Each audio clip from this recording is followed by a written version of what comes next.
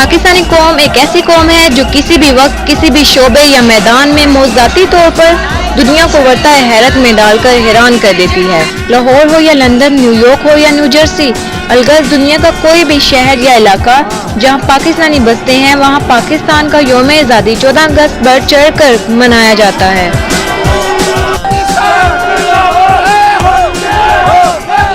जुलूस, रैलियां और फ्लोट निकाले जाते हैं। ख़ुसूसी तक़रीबात का इनेकाद करके मिली नगमे गाए जाते हैं।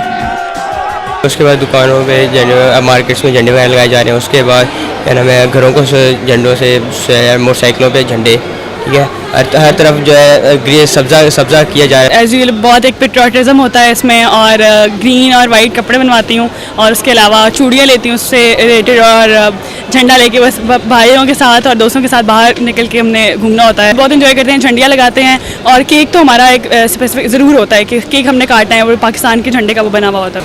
पहले साल की तरह हर साल इस साल भी हम एक फ्लैग्स वगैरह और जो बैच वगैरह होते हैं वो लगाएंगे, मगर मुझे लगता है कि शायद वो जो स्लंस चीज़ें वगैरह शोर शराबा इतना ज़्यादा नहीं होना चाहिए, इसको पुरसकून तरीके से। तैयारियां हम लोग यही होती हैं, 14 अगस्त आ रही है तो ऑब्वियसली हमारा इंडिपेंडेंस डे है और इसको बहुत ज़्यादा अच्छे तरीके से सेलिब्रेट करते हैं, और स्पेशली झंडियाँ लगाते हैं, खुद बनाते हैं बच्चे घर में।